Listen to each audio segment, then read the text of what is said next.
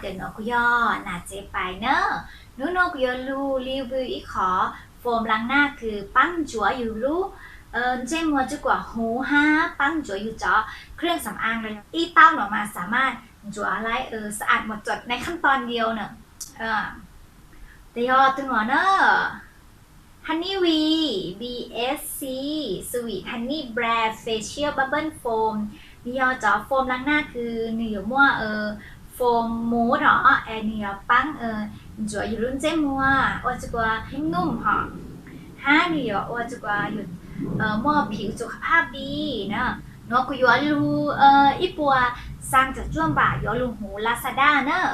อยู่อีเต้ามาพวกพูดเลยอีเต้าหาเพลงฮีช่างเปลเนอร์กูซื้อรูประมาณที่เหลือกูรู้สึกว่าหยาช่างหอเวลาอยู่วันหนูคือห้าอยู่จูมีว่าอีนู้รู้แต่ถ่ายอยู่ปื้อแต่อยู่จู่ซอยอยู่จอเครื่องสำอางแต่หอแต่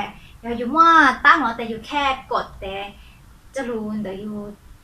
เช็คเทหออยู่จะรู้ชัว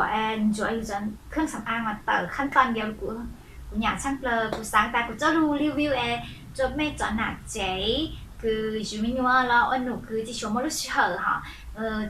จะรู้เช็ดไปจากเครื่องสำอางค่ะแต่สามารถใช้ตัวหนูจะรู้ล้างหน้าแค่ขั้นตอนเดียวค่ะแต่สามารถจั่วเติร์ต่างค่ะสอนให้ลูกมองที่ชมแม่งว่ากูยิ่งมอลูซ่าแต่กูสั่งว่าคลิปจะรู้แชร์จั่วไปจอหนักเจ๊เปล่าแซ่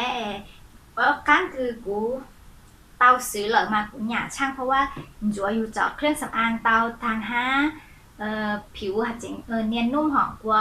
วันเดย์คือกูซื้อนุ่มมากูจะเจาะปื้อหอกูจั่วขั้นแต่กูปื้อว่าจะกูรุ่นเจ้ามัว